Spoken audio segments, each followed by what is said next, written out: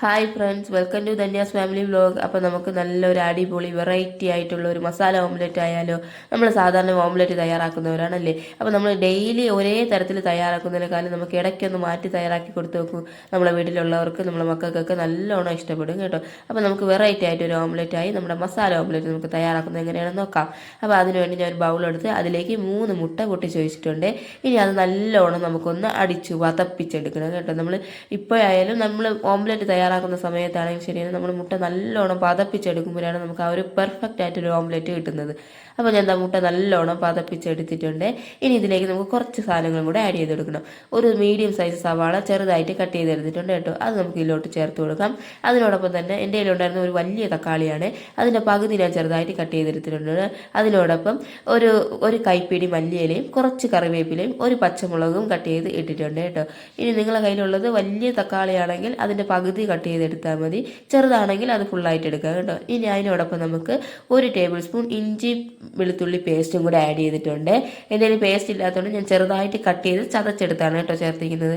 ഇനി അതിലേക്ക് ഒരു 1/2 ടീസ്പൂൺ കാശ്മീരി ചില്ലി പൗഡറും, ഒരു 1/2 ടീസ്പൂൺ നമ്മുടെ കുരുമുളക് പൊടിയും, ഒരു 1/4 ടീസ്പൂൺ ജീരകപ്പൊടിയും, ഒരു 1/2 ടീസ്പൂൺ ഗരം മസാലയും, ഒരു പിഞ്ച് മഞ്ഞൾപ്പൊടിയും, പിന്നെ ആവശ്യത്തിന് ഉപ്പും. ഇത്രയും പൊടികളാണ് കേട്ടോ നമുക്ക് വേണ്ടത്.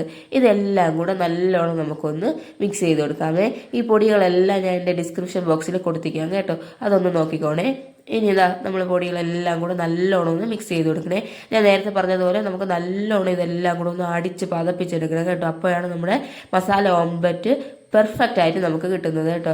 അപ്പം നല്ല ടേസ്റ്റി ആയിട്ടുള്ള ഒരു ഓംലെറ്റ് ആണ്. നമ്മൾ സ്ഥിരമായിട്ട് തയ്യാറാക്കുന്നതിനേക്കാളും വെറൈറ്റി ആയിട്ടും തയ്യാറാക്കി നോക്കൂ, എല്ലാവർക്കും ഇഷ്ടപ്പെടും കേട്ടോ. അപ്പം മുൻപോട്ട് ഞാൻ ഒരുപാട് വീഡിയോസും കാര്യങ്ങളൊക്കെ ഇട്ടിട്ടുണ്ട് കേട്ടോ. അപ്പോൾ അതെല്ലാം ഒന്ന് കയറി കണ്ട് സബ്സ്ക്രൈബ് ചെയ്യുകയും ലൈക്ക് ചെയ്യുകയും സപ്പോർട്ട് ചെയ്യുകയൊക്കെ ചെയ്യണേ. അപ്പോൾ ഈ വീഡിയോ എല്ലാവരും ഒന്ന് കണ്ട് തയ്യാറാക്കി നോക്കണം. എന്നിട്ട് നിങ്ങളുടെ ഫീഡ്ബാക്ക്സ് എനിക്ക് കമൻ്റായിട്ട് അറിയിക്കുകയും ചെയ്യണേ. നല്ല ടേസ്റ്റി ആയിട്ടുള്ള ഒരു ഓംലെറ്റ് ആണ് കേട്ടോ. അപ്പോൾ നമ്മളിതാ ഓംലെറ്റിനെ നല്ലോണം അടിച്ച് പെർഫെക്റ്റ് ആയിട്ട് റെഡിയാക്കി എടുത്തിട്ടുണ്ട് കേട്ടോ. അപ്പോൾ അതൊക്കെ വന്നിരിക്കുന്നുണ്ടോ, ഈ പത വരണം. അതിനുശേഷം വേണം നമ്മൾ ഇത് തയ്യാറാക്കാനായിട്ട് തുടങ്ങാൻ. അപ്പോൾ ഇനി ഞാൻ ഒരു പാൻ വെച്ചിട്ടുണ്ട്. ആ പാനിലേക്ക് നമുക്ക് എണ്ണ ഒന്ന് തടവി കൊടുക്കാം കേട്ടോ. അപ്പോൾ ഞാൻ ഇവിടെ വെളിച്ചെണ്ണയാണ് ഉപയോഗിച്ചിരിക്കുന്നത്. അപ്പോൾ അതൊഴിച്ച് ഒന്ന് തടവി കൊടുക്കാം. നിങ്ങൾക്ക് ഏത് എണ്ണ വേണമെങ്കിലും യൂസ് ചെയ്യാം കേട്ടോ. അപ്പോൾ വെളിച്ചെണ്ണയുടെ മണമൊന്നും ഇഷ്ടമില്ലാത്തവർക്ക് വേണമെങ്കിൽ സൺഫ്ലവർ ഓയിലും ഒക്കെ യൂസ് ചെയ്യാം കേട്ടോ. അപ്പം അതിൻ്റെ ഒഴിച്ചൊന്ന് തടവി കൊടുത്തിട്ടുണ്ട്. ഇനി ഇതിലേക്ക് നമ്മൾ കൈ വെച്ച് നോക്കുമ്പോൾ അറിയാൻ പറ്റും നമുക്ക് ആ പാനിൽ നിന്ന് ഒരു ചൂട് നമ്മുടെ കയ്യിലോട്ട് അടിക്കുന്നതായിട്ടല്ലേ. ഈ സമയം നമുക്കിതിലേക്ക് നമ്മൾ തയ്യാറാക്കി വെച്ചിരിക്കുന്ന ബാറ്റർ നമുക്ക് ഒഴിച്ചു കൊടുക്കാം കേട്ടോ. ഇനി തീ മീഡിയം ഫ്ലെയിമിലേക്ക് ആക്കിക്കോളൂ കേട്ടോ. ഇനി നമുക്കിതാ നമ്മുടെ ബാറ്റർ ഒഴിച്ച് ഇതെല്ലാം എല്ലാ സൈഡിലോട്ട് നമ്മുടെ ഉള്ളിയൊക്കെ വരുന്ന തരത്തിൽ ഒന്ന് ചുറ്റിച്ചു കൊടുത്തതിന് ശേഷം നമുക്കൊരു മീഡിയം ഫ്ലെയിമിലിട്ട് തുറന്ന് വെച്ച് തന്നെ നമുക്ക് വേവിക്കാം കേട്ടോ.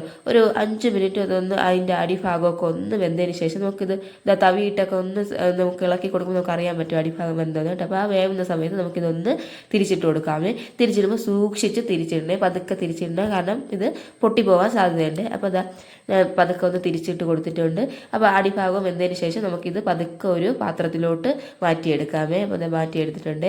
അപ്പോൾ നമ്മുടെ അടിപൊളിയായിട്ടുള്ള മസാല ഓംലെറ്റ് ഇവിടെ റെഡി ആയിട്ടുണ്ട് കേട്ടോ. കണ്ടല്ലോ, നല്ല പെർഫെക്റ്റ് ആയിട്ടുള്ള ഒരു ഓംലെറ്റ് ആണ്. നമുക്ക് നല്ല ടേസ്റ്റുമാണ് കഴിക്കാനായിട്ട്. അപ്പോൾ എല്ലാവരും ഒന്ന് ട്രൈ ചെയ്ത് നോക്കണേ. ഇത് നമുക്ക് വേണമെങ്കിൽ നമ്മൾ പിസ്ത പോലെയൊക്കെ നമുക്കിതൊന്ന് കട്ട് ചെയ്തൊക്കെ എടുക്കാം കേട്ടോ. കട്ട് ചെയ്തൊക്കെ എടുത്ത് കഴിക്കാൻ നല്ല ടേസ്റ്റാണ് കേട്ടോ. അപ്പോൾ നമ്മൾ എല്ലാ ദിവസവും തയ്യാറാക്കുന്നതിനേക്കാളും വെറൈറ്റി ആയിട്ടൊരു ഓംലെറ്റ് അല്ലേ. അപ്പോൾ എല്ലാവരും ഒന്ന് ട്രൈ ചെയ്ത് നോക്കണം. നിങ്ങളുടെ ഫീഡ്ബാക്ക് എനിക്ക് കമൻ്റായിട്ട് അറിയിക്കുകയും ചെയ്യണേ.